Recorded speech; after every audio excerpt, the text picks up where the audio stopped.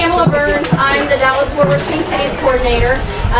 There are a lot of us from the North Central Texas Council of Governments on staff here working today, so thank you everybody for your assistance with this. You can find staff by our green wristbands, so if you need any information, just let one of us know.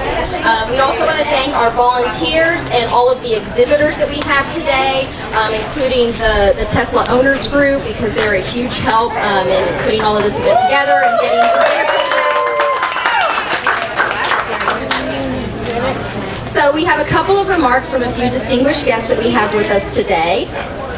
The first that I'll introduce is Council Member Mike Taylor. He's a lifelong resident of Northeast Tarrant County and a Colleyville resident since 1984. He currently serves Colleyville citizens on the Colleyville City Council. He serves on the Board of Directors for the Colleyville Tax Increment Finance District, the Colleyville Chamber of Commerce, Metroport Teen Court Advisory Board, and the Metroport Cities Partnership.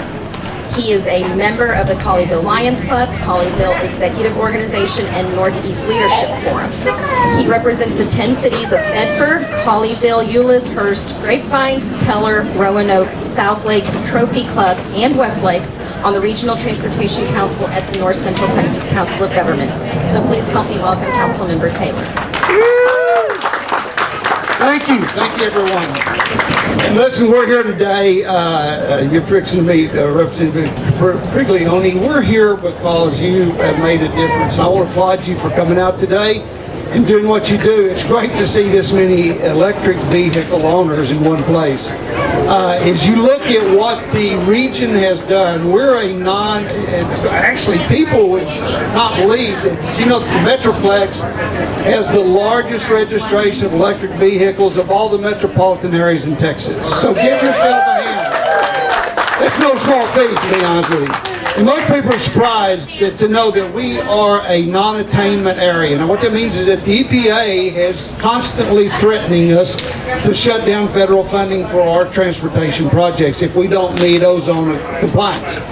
And because of our blessings of growth and population migration, things of that, guys, it's a yin and a yang. We get hit with that and we have to deal with it. So we're fighting 365 days a year, every year, to keep our ozone in compliance. And you've done a great part. Every one of you that drive one of these, you've got to realize that you're actually making a difference. As a matter of fact, the total of light vehicle traffic, that means your cars, your SUVs, and your light trucks, amount to about 38% of our total ozone problem.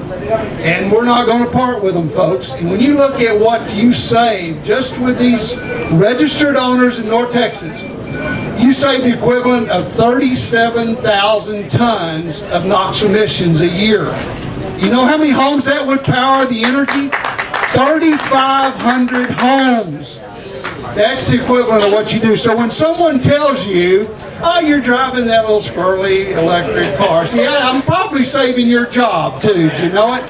Because that's why I'm glad I was asked to speak. The jobs are the issue with me. I'm glad you have the choice. I'm glad every one of us do, to drive these cars and to drive what you want. We're blessed in that respect in America. But it is the jobs. If we keep the ozone in compliance, jobs and companies keep moving their employees in here. If we fail to meet that, folks, if we drop the ball, then that federal funding shuts down. Guess what? We've had companies turn and go another direction already, simply because of the impact of growth on the Metroplex and even in the greater area, the state of Texas. And that's what Representative Priglione has to deal with. So it is a great blessing we have that we have so many people moving in. Corporations want to move where the labor is. So the more people, the bigger the labor pool. It's a natural phenomenon. But it also has a double edge to it, and we're constantly fighting that. All these carbon footprints add up, and they create a problem. I'm not saying it's fair the way the EPA measures it, because we live in Texas, and on a hot August day with no breeze, guess what? And if you've ever suffered that, I'm an asthmatic. I was born with that blessing. And I can tell you when the ozone is high, because I can't get a full breath of air and my eyes are itching like crazy. You may have the same problem, you just didn't know that's what it is.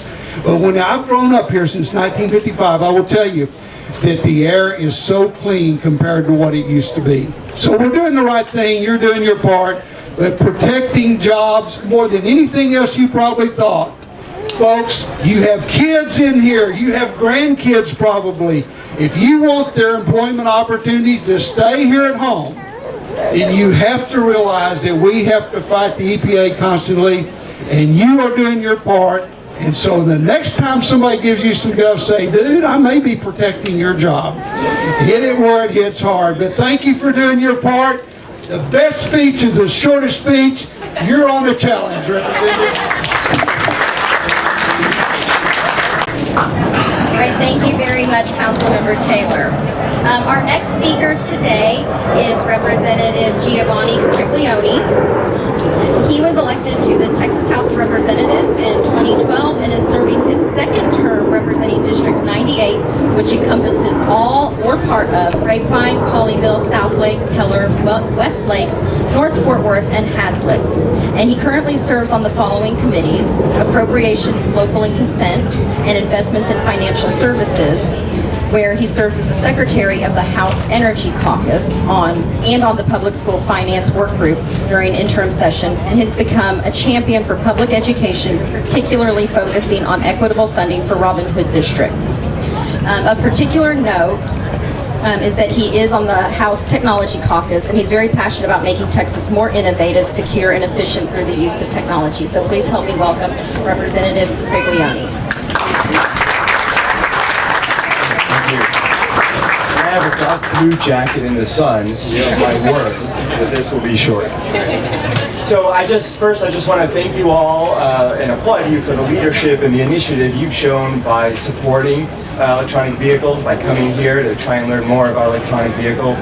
And we all know that Texas is a great state for EVs, and what I hope that today and all days from now, we just continue to make Texas one of the best states possible for electronic vehicles. I remember being in California in the early 2000s, and the only place you could find an electric charging station was this lone, sad-looking outlet at Fry's Electronics out there. Two nights ago, though, I was in the Lost Pines area in a random hotel, and they had 4 charging stations, and they were all being used. So that just shows that electronic vehicles are here, they're here to stay. And as Councilman Taylor mentioned, ozone attainment and those issues are real. You know, what really happens is the EPA has been continuing to put tighter and tighter regulations on us, and that shows up its way even when you see a road sometimes that's not being constructed or is being delayed. So by having electronic vehicles, what you're really doing, and what we're going to be able to do, is lower those ozone attainment levels and keep Texas traffic moving.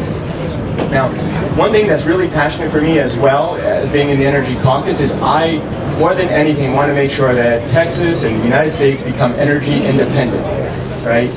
Right now we have about 24% of all the oil that the United States uses is imported from foreign countries, okay? So with the gross increase in production here in Texas on oil and gas, and with more electronic vehicles on the car, we might be able to reach that holy grail of international politics, which is energy independence for our country. You know, I have a Prius, so it's not a full electronic vehicle, but what I can tell you is that it is one of the cheapest things I've ever had to maintain, okay? I've never replaced the brakes on it, it has very few moving parts, so all that kind of stuff makes it efficient and so on. And when we're talking about independence, Texas is the only state with its own electric grid, right? So when you go and you plug in your electronic vehicle here in Texas, that's money, that's resources going straight into our state. Now, I graduated with a physics degree, and I worked as an electrical engineer for a while. So what I'm about to tell you is absolutely biased, but it's also true. I think electronic vehicles are the coolest things ever. Right? You know, with adoption with electronic vehicles, we're going to help diversify Texas's economy. Okay, so it's not going to be just manufacturing, not just going to be oil and gas, but we're also going to have material science. We're going to be able to have battery technologies, new kinds of software, and so on. So that's a huge advantage as well. And I'll just read this part, which is the thanking, which is that this region really has made great strides in improving air quality. And programs like this, using cleaner vehicles in this National Drive Electric Week, and Plug in America, and then work, of course, at the North Central Texas Council of Government, really help put these resources in action. So anyway, thank you for driving electronic vehicles. Absolutely appreciate it. Thank you. So is this the newest one here? Yes. I just got it this morning. Oh, nice. Yeah. Welcome. I mean, well, I can't confirm that it's the newest one here, but I'd say if you took delivery this morning, you're got to have the newest I one. couldn't drive to get it. So you rode a bike? Yeah. Well, if you ever need a ride over there, let me know. I don't live too far from Tesla, so. Good.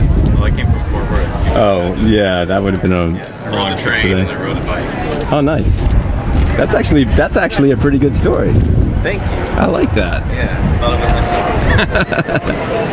myself. That's hilarious, actually. I love it.